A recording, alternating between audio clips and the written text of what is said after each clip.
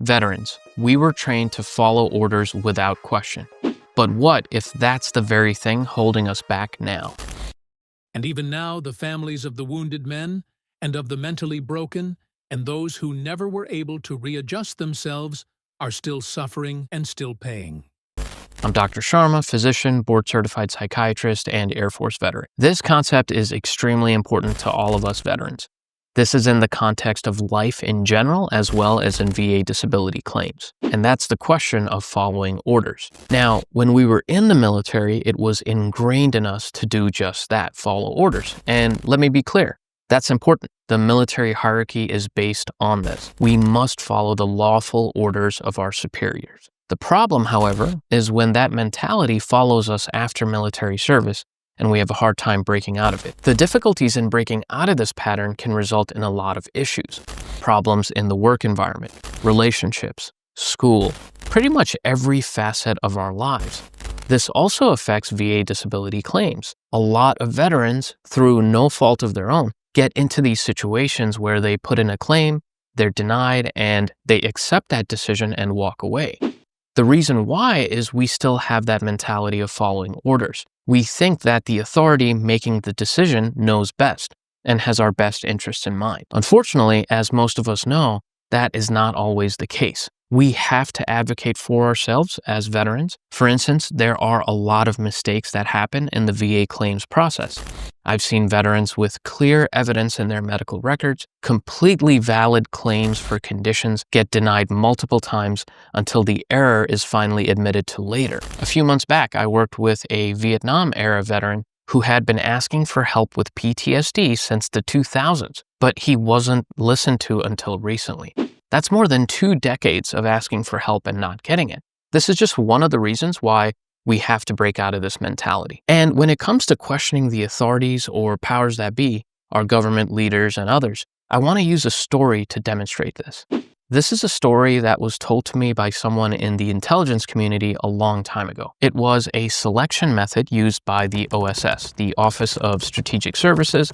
This is what the CIA used to be. Candidates for the OSS would undergo training, and at the end of the training, they'd be brought to this grain silo in the middle of a field. They'd be told to go inside, climb the ladder to the top, and that they'd receive more instructions later. So the candidate gets into the silo, the door is closed, and it's pitch black inside.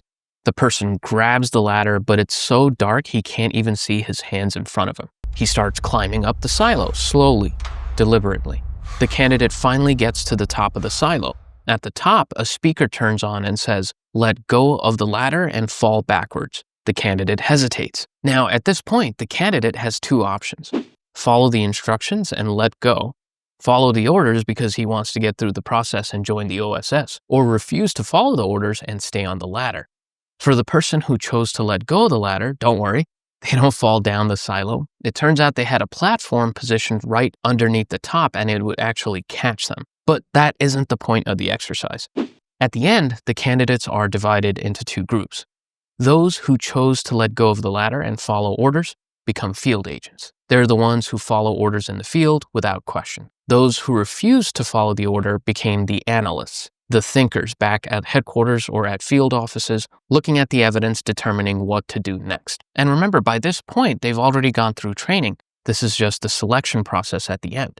This way of filtering candidates is an interesting concept. Obviously, it's not perfect, but it's interesting. I bring up this example because first, I love that story in itself, but second, I really believe that we have to be like the thinkers or the analysts, especially when it comes to questioning the government or authority. It's our duty, and I'd say patriotic duty, to do so. It's something we need to exercise, as we should in any democracy or constitutional republic. Because let's face it, the authorities make mistakes, and they don't always have our best interests at heart. Take, for example, the recent news from Stars and Stripes about veterans being denied back pay after they were unknowingly subjected to unethical experiments at Edgewood Arsenal in Maryland.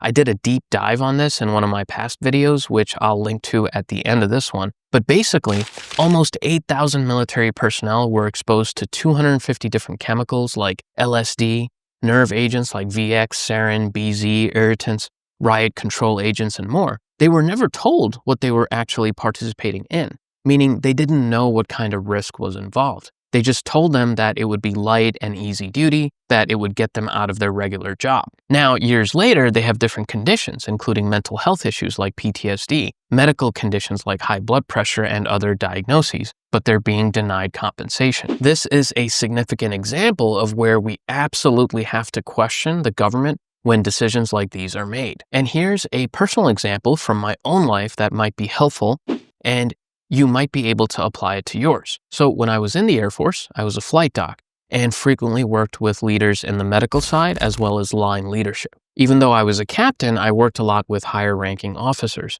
I left for psychiatry residency here in Baltimore in 2015 after I got out. The transition overall was tough. I really had to change my mindset from the military to civilian life, especially working in the hospital. I remember a distinct memory where I was working on a team with the attending physician, who's the head of the team, the head doctor.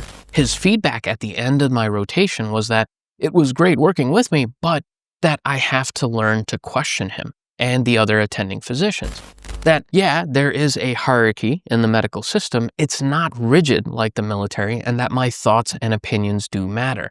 This came up because we had a case where I noticed something, but I didn't bring it up. It wasn't anything critical like the health of the patient, but it was a detail that mattered to the case overall, and I didn't bring it up until later. And I think this feedback was excellent, and it hits at the core of this concept. I had this ingrained notion that I have to follow orders of my leadership and follow the hierarchy. But I had to change this mindset drastically for multiple reasons. The authorities and leadership are not always right. They make mistakes. They miss things. And my thoughts and opinions matter, as do yours. You can probably think of similar examples like this in your own life, especially if you think back to the first years after you left the military. This questioning attitude that I started to develop has helped me a lot, both in my personal life and professional life. In VA disability claims specifically, I've learned that I absolutely have to question the authorities because of what I observe. I've worked on so many cases where details, both big and small, have been missed by people deciding on veterans' claims. Things like this have to be brought up to the authorities. Leadership has to be held accountable. This isn't a bad thing. It's not that I'm specifically attacking people, but rather we have to question what we're told. We kind of have to be like scientists or detectives. We have to be curious and ask questions. We have to look for the evidence, and we have to make sure that justice is being done and that the veteran is being taken care of. We can also apply this by using an analogy. When we were in the military, we would not be expected, or at least we shouldn't be expected, to follow unlawful orders. At officer training school, they taught us this extensively about what is a lawful order and what is an unlawful order. So let's use the same analogy. If the evidence is present in a case, whether it's a VA disability claim, an issue in your job or in your personal life, and the evidence is ignored and we're told we should just move on, then that can be considered an unlawful order if we use the same framework. Therefore, we shouldn't blindly follow that order, and we should actually question it. In history, unlawful orders have been made many times and followed, and I'm not attacking anybody here, but it comes from that same mentality we've been talking about this whole video. It's a mentality that we have to break out of. Let me know your thoughts on this topic in the comments. As always, I want to hear from you guys. What do you think about this concept? Can you think of examples in your own life where you questioned others, or maybe you didn't know enough to question others? Can this be applied to other situations as well? Let me know in the comments below. If you enjoyed this video, you might like the episode I did on the veterans who were unethically experimented on at Edgewood Arsenal in Maryland. This is the deep dive I was referring to earlier. Click over here to check it out. Also, click over here to subscribe if you haven't already done so. As always, thanks for watching. Dr. Sharma signing off. See you next time.